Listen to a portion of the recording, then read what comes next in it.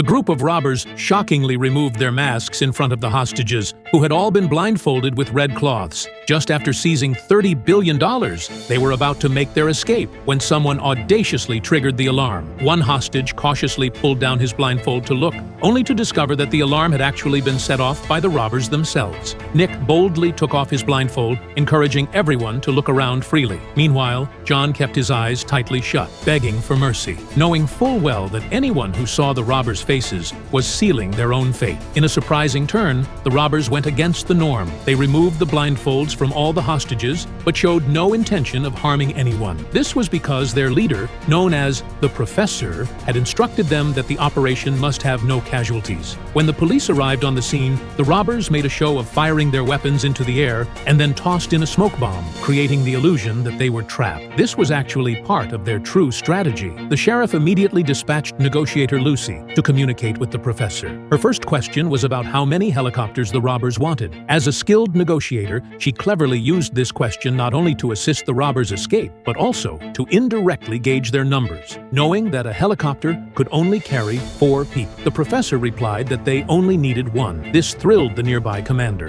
who thought that with fewer than 4 robbers, a direct assault would be straightforward. However, Lucy strongly disagreed, suspecting the robbers might be pulling a fast one. Nevertheless, the commander had already given the order, and the special forces were at the front door. When they shone their spotlights inside, everyone was left stunned by the sight. There were at least 30 robbers inside. Just as the commander hesitated, his team reported that the robbers had uploaded a live feed of the kidnapping online. When they checked, they realized that all the hostages had been forced to wear robber uniforms and carry fake weapons. This made it impossible for the police to tell who the real robbers were. To make matters worse, one of the hostages turned out to be the chief's daughter, prompting the commander to panic and order a retreat. In reality, the robbers' true goal was not just the $30 billion they had stolen, but to use the mint they had taken over, along with its staff, to create untraceable new currency worth trillions of dollars.